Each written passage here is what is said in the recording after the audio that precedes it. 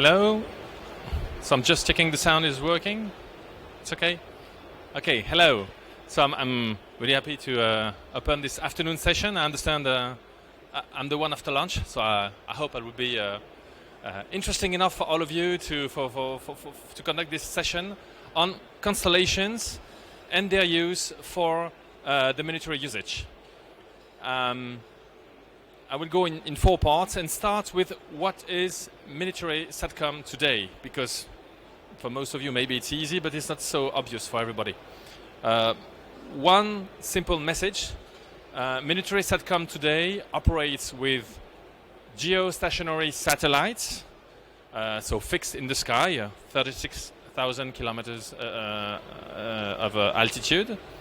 For the moment, especially in Europe, there is a new generation of satellites which is being launched by all the nations you see here: the French, the Spanish, the German, the Italians, the UK, implementing the use of the Ka band, so going from X-band satellite to XKA band and multiplying the global available bandwidth by something like 4.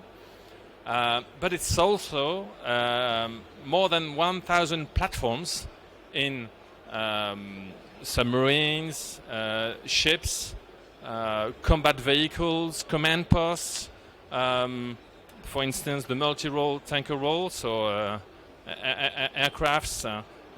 This is typically a project we as THALES recently won and are going to supply to the French armies, to the DGA. That's the status today. It's there, it's combat proven in X-band, and everybody is gradually shifting and implementing the Ka band to increase the available bandwidth for the platforms. It's also a move where more and more mobile platforms are embedded. Combat vehicles, large aircrafts, which was not the case initially when Satcom used to be something relatively fixed. Now comes Constellations, tearing apart the screen and appearing in this stable landscape of the military usage. One thing which is probably easy for all of you, which is what are we talking about? As you know, geostationary satellites are 36,000 kilometers of altitude, stable in the sky. There is a whole bunch actually of constellations. Some offer coverage on the polar orbit. They are called HEO, highly elliptical orbit, going above the North Pole, and you need 2 satellites, and they spin around each at a time. Then there are medium Earth orbit satellites at about 8,000 kilometers of altitude, and the LEOs, low Earth orbit satellite, somewhere around 1,000 kilometers of altitude, so much closer. Of course, they are closer. They spin much faster. They're not stable in the sky, so you need about at least 300 of these to be able to provide global coverage, to make sure that any instant you have at least 1, 2, 3 above your head, so that you do have coverage. On the ground, basically, it looks like what you see on the right-hand side. You've got one big hub connected to your military satellite communication, and you've got another system of antennas that basically do handovers from one satellite to another as they go around the sky. Typically for a LEO satellite, it takes 2 minutes to go from one part of the horizon to the other. So every 2 minutes you have to hand over satellites. That's how it works. Now it's disruptive, and it's a massive disruption in several ways.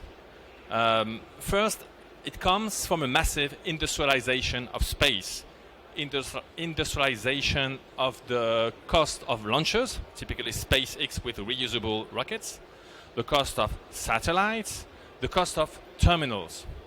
It's also a massive investment. Here on the figure, I put the stakeholders that are somewhere around 5 billion euros or dollars tickets. It's huge, it's important. It's also an important increase in data rate, hopefully, in capacity, in bandwidth. Globally, it's multiplied by 5 between 2021 and 2025.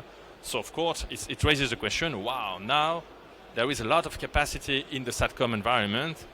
That's great, especially for the military who operate in very different regions. Let's keep in mind that it's also a massive business and an industrial risk. When you want to launch thousands of satellites, you have to access space, so access rockets. There is the famous example of OneWeb, who could not access the Baikonur launch pad after the beginning of the war in Ukraine, and has to find other options. Access to components, access to spectrum, because all these constellations are operating with the same spectrum. They just have to prove each other that the next one will not be jamming the previous one. So there is a kind of a run for spectrum, race for spectrum, even if the constellations are not operating yet. And to have one figure in mind, the cost of a Leo constellation is somewhere, a full Leo constellation is somewhere around 5 billion euros. And the lifetime of these satellites is somewhere around 5 to 7 years. So if you want to sustain this rhythm of investments, you really have to have a strong business case or a strong military need to make it survivable. Of course, you can go gradual, and we'll come to that. Now comes the purpose of this conference, which is what is the military interest in these constellations? What are military doings? I'm going to take 3 examples that we see on the market. The first one is the United States Department of Defense. The slide that you see on the left-hand side is a global picture of the global US space program. And there is just about everything. Military geosatellites, WGS, 10 of them, covering all around the Earth, basically. MEOs, middle Earth orbit, LEOs, UHF. I'm going to focus on what I circled in red, which are the P-LEOs, proliferated LEOs. These are 400 LEOs, low Earth orbit satellites, targeted to be in orbit in 2026, with 3 main features. One is UHF, L16, so providing connectivity to aircraft, military aircrafts. Ka-band, which means high bandwidth, wideband. And also a battle management system, so an image of the tactical situation up in your head at any time for whoever, of course, has the right to know about this tactical situation. From what we see, the US is accustomed to launching big programs. Not all of them come to an end. Maybe there is basically a lot of money. Of course, it's the biggest MOD. However, it's moving, and as you see on the bottom part, they awarded in 2020 20 satellites to 2 manufacturers, and this year in 2022 they are about to launch these 20 satellites and just awarded the 124 satellites for Tranche 2. These will be in orbit in 2024. So it's gradually moving, it's going gradually, and that's also a way for them to know their manufacturers and integrate and put innovation as it comes along and get return on experience at each step. Second example is Starlink in Ukraine. It's all open source information, open source intelligence. The way it's working is you see the blue spots on the Ukraine map. These are the satellites that were present above Ukraine at the end of February 2022. It takes 2 minutes from one of these spots to go across Ukraine, to cross the territory. So of course, as they are now with installing something like 3,000 satellites, something like that, it keeps flooding, and you regularly have satellites. They are pretty low orbit satellites. They are 500 kilometers. They are much lower. And the orange points that you see are the anchor station. That's how you get the signal back to the internet, basically. So the way it works is you go from a green area where you stand, you go up in the satellite, a blue spot, then you go to the orange spot, and maybe you come back through another satellite to get to your neighbor, but that's how Leo constellations work today. It delivers definitely some military effects. I took the picture of Aerorazvitka drone teams that, as you know, maybe you know the story, they were used to play with drone, and they provide information to the artillery to guide the satellites. Starlink is not used in the drone. It's not flying. It's just used on the ground to report the information and send it to artillery to guide them whatever has to be done with the artillery.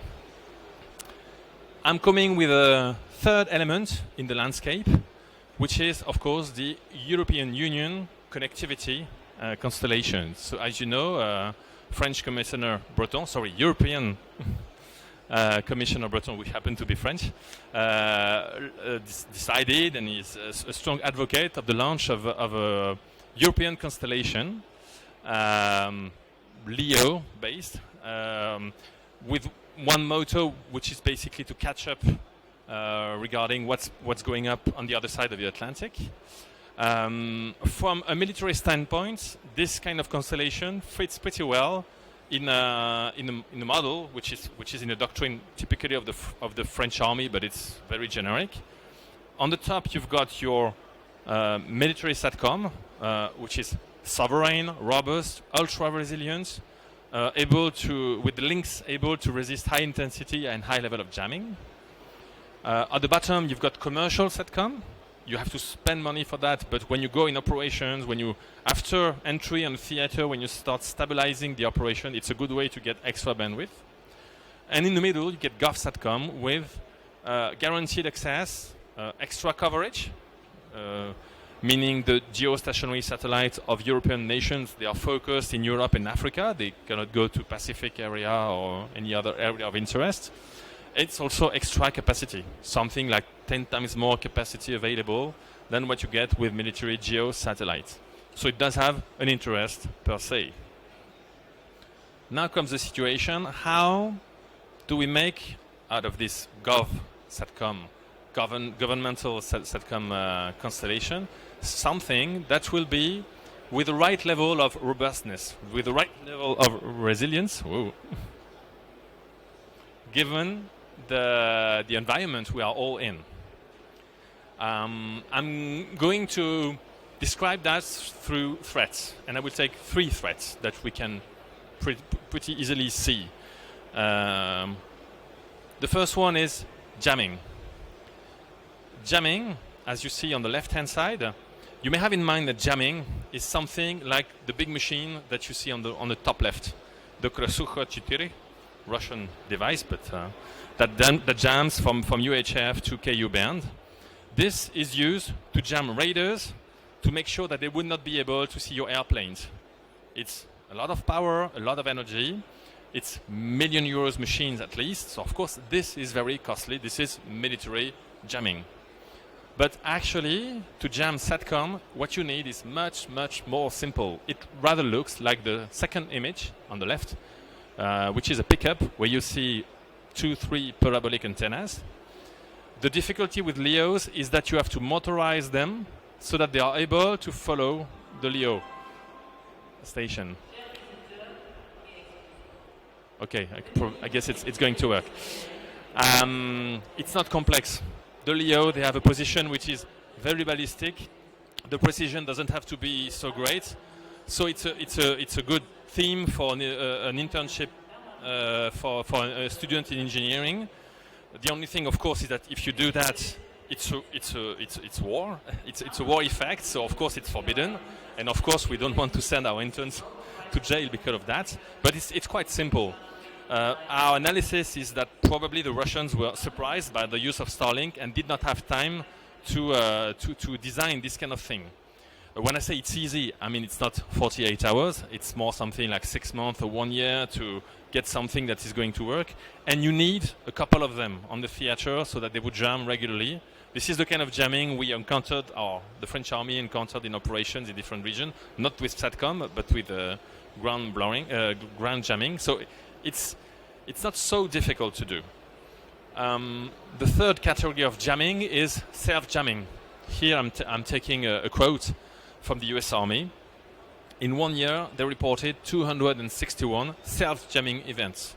Because you've got your colleagues that deploy something somewhere, it's not completely coordinated, and they happen to jam what you were supposed to do, simply because it's not easy in operations when the operations are moving to handle everything. There are solutions to this jamming issue. It's anti-jamming solutions. That's typically a problem that we solved. We as THALES solve with military geostationary satellite. It's even standardized in NATO with the standard 4606. The THALES solution is called Modem 21. There is the US, after this article, started developing a similar waveform a couple of years ago, actually. So this, at least the THALES solution, is field proven, is working in a geo world. Of course, now comes the question when we talk to Leos, what level of jamming should it resist? Maybe not the Krasucha 4, but probably not just self-jamming. So first question is what should be designed, and probably make sure that the European constellation would be at the right level. And of course transpose these mechanisms. We have a bunch of ideas on how to do that with the right trade-off. That's threat number one. Then come number two. There are three only of them. Number two is nodes neutralizations. In a Satcom system, end-to-end system, you've got several critical nodes. Here again, I'm going to take three examples, or four, let's say. The first one is the modems. At the beginning of this year, there was a cyber attack, Russian cyber attack, on the satellite called KA-SAT, operated by Viasat, even if it was not initially launched by Viasat. The attack was really simple. It triggered the fact that the modems downloaded a new version of the modem which did not exist. So it dumped their brain and the modems are out. 72,000 modems out. 6,000 of them were at the bottom of windmills. So okay, the windmill is not steerable remotely. Some of them were used by the Ukrainian army, which was the purpose actually of this attack, which shows that this kind of attack can have military effect but also side effects. That's one case. Second, the satellites themselves are vulnerable. Here I'm taking a quote from the Indian Army that self-destroyed one of its old satellites in 2019. Of course, it creates debris. In 2021, November 2021, the Russian army did the same, destroyed one of its old legacy satellites. It's a strong, of course, it's a strong act if it happens on an enemy, because it creates debris. It can pollute the orbit for a long period of time. But it happened at least twice. Regarding the vulnerability of the satellite, I'm also quoting a quote from the Chinese, in that case, a couple of weeks ago, that's saying we have to be able to neutralize Starlink. And if you put yourself in a Chinese perspective, that's perfectly logical. You have to be able to neutralize Starlink. In their paper, they describe, of course, kinetic action, destroying satellites, but also things that are more softer, like if you put enough power on the radio frequency, you can simply burn the electronics on board of the satellites. Then it becomes waste. It's not damaging all the orbit, but it doesn't work. So there are all flavors, of course. It's logical that at this stage that's what they do. Last point is command posts. Command posts are vulnerable if they have satellite resources at this point. Of course, if a command post is destroyed, it's first a big issue for the officers that are working in a command post, but it happens also that the communication infrastructure is destroyed. So what is the solution to that? It's what we call resilient jamming. As you can see on my picture, initially you plan your system to use the red path, which happened to be red because two nodes are destroyed. In that case, the system should immediately, in a few seconds, react, self-configure to use another routing, which in my example is using a ground segment, vehicle to vehicle, and then going through one Leo to another through laser links, through inter-satellite link, and then back to an anchor, if this was the path to be achieved. My point here is to say that this resilient routing mechanism with distributed routing is something we built. and several of our customers, of Thales' customers, everywhere in the world, are using, when you deploy a brigade with hundreds of vehicles, that's exactly how it's configured, so that if a vehicle is jammed, out of reach, or destroyed, or if a node on the theater is destroyed, the communication will still go on. If there is a path, it will find it, basically. Of course, here the idea is to not only transpose, but make sure that it will work in end-to-end, including the satellites. Including the satellite. One of them can be destroyed, then you are going to use another ISL, another inter-satellite link, to make sure that routing will be resilient and automatic, not requiring hours of months of reconfiguration, because of course this kind of event happens when an operation is happening or where a terrorist attack is happening.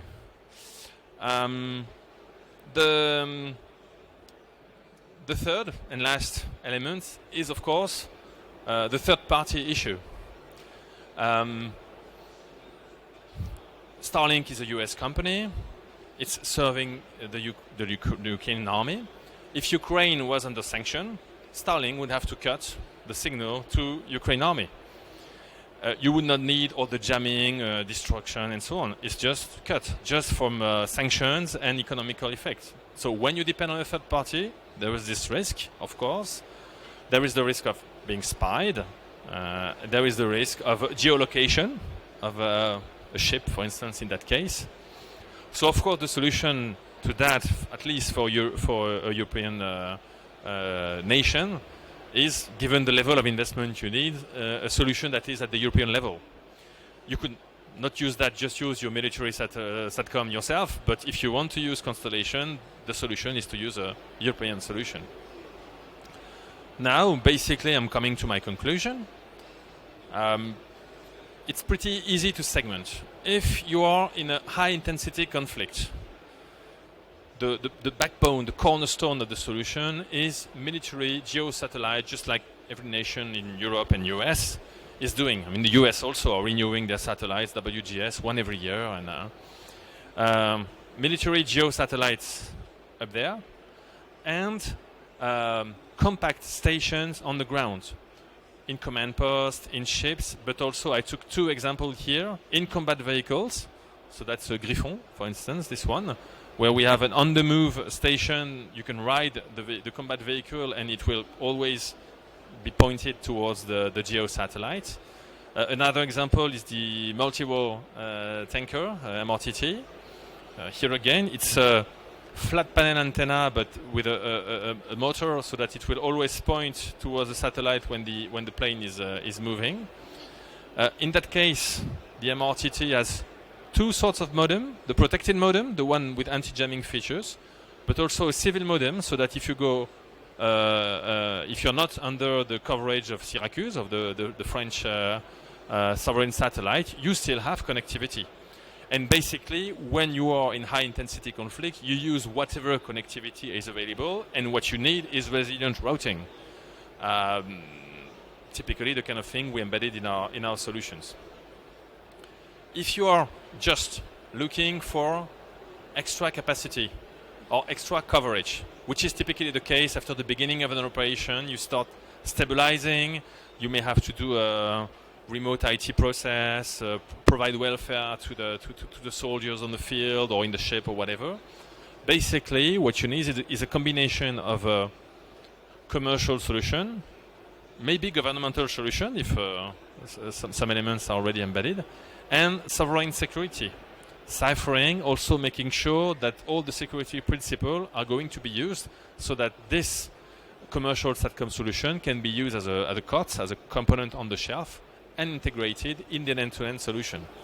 That's typically the picture I show, like you are in an entry command post with one or two antennas, and in that case, you get commercial Satcom.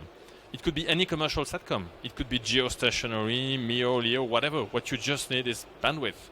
And actually, you can do a lot with commercial geo, and the geo operators are also significantly increasing the bandwidth. Of course, the benefit with LEOs and MEOs is that you also get a lower latency which can be useful, especially for some IT applications. And third message, and last, coming to the conclusion. This is the conclusion, actually.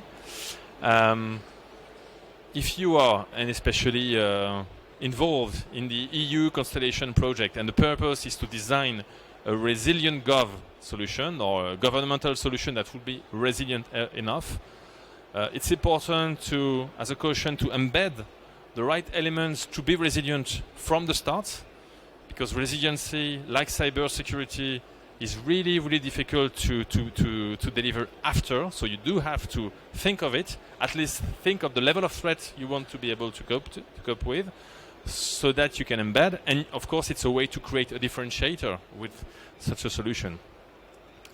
I'm also highlighting a second issue, which is the terminals, because if you come to military usage, of course, you can use commercial LEO terminals, LEO antennas. Most of them being actually American. But if you want, for the, let's say, the end of the decade or the next decade, start designing solutions that will be able to go in combat vehicle, this solution will have to be GEO, MEO, LEO. So the level of performance will have to be increased, because on a Griffon, for instance, we are not going to put several satellite communication systems. It should still be able to work with the GEO backbone and add some extra capacity. So it will take time, but it's not because it will take time that we do nothing now. We should do things now so that these two problems are solved. And the last point is about time, basically. There will be a US solution in 2026 or by the end of the decade. Maybe it could be a good idea to start embedding some of these requirements in the EU connectivity project, at least going incremental, like I showed on the US DoD program, starting with 20 satellites, then coming to 100 later, so that at least we start having the military using expressed, the industry moving ahead. We are in a situation today, or the European MODs are not yet ready to go full speed on that, because the GEO programs have to be financed and on board, and that's what you need now. But we are probably in a good time and good timing to start working on a solution to bring it to the right level and to be basically at the right rendezvous by the end of the decade. Thank you for your attention, and I'm happy to take questions.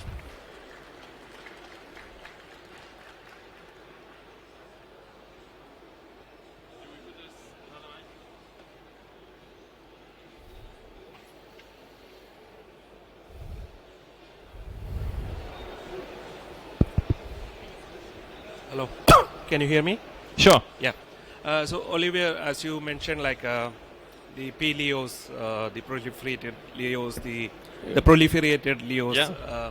So in fact, we see like many of the DODs and the governments are now going for this sovereign system. Australia, China, Russia. So and you see that you also mentioned that the spectrum access to the orbit, these are increasingly also becoming more and more scarce. I mean, so would it be kind of more of an opportunity for the commercial players, to participate in, for example, ESS-CS project? Now many of the commercial operators and the manufacturers are participating from the Europe. So do you think that this would be an opportunity when the governments are going more for the sovereign systems? And what would be the challenge? So your question is, does it make sense for commercial players to be part of this story? The question is, of course, as I showed, when you are an MOD, you need a combination. Sorry, I need to project it. You need a combination of MIL, Gov, and Com. So it makes sense for a commercial player to play the role, and if there is a role, I mean, as a commercial player, you know how to operate, and maybe it can make sense. Then it depends on the nature of the project, and it has to be discussed. But the who will be doing what is not written yet. So it makes sense for many actors, and nobody has alone the solution. As I showed you, THALES, we believe, has some key points there. We have some good understanding of some elements, but we know we don't have everything, and I'm not even sure we have the complete truth. I'm proposing you some analysis of the current situation, but we are really open to understanding that in detail. We want to be part of the race because we definitely believe we have some assets, but we will definitely not do it alone. And I was very European-centric, but we have, as you know, we are present in 68 countries. So if there is something intelligent to do in India, we'll be happy to do it too. What would be the main challenge? Like as you said, like you don't have the solution for everything. That is a challenge. But are there any other challenge in working with the? If you want to design cost-efficient satellite, there with everything that belongs to the satellite world that you have to do. If you want to do cyber security, there are many things to do that I didn't talk about. So, I mean, there are many challenges there. I just mentioned two of them, which are about resilience and anti-jamming. Thank you. So, are we over? Maybe one last question and then we are over. Because I think the next conference is. Thank you for your very good presentation. Have you any idea in what time this Sovereign European Constellation will be available? From the information we have from the EU, they are talking about RFP or an ITT next year. And selection of the provider, let's say by the end of 2023. So then it takes something like 1-2 years, depending on what you have already on the shelf or what should be done to start doing it. So it's quite fast too. I mean, the clock is ticking, but there are good signs that it's moving ahead. I think we're done. Okay, so the next conference is done.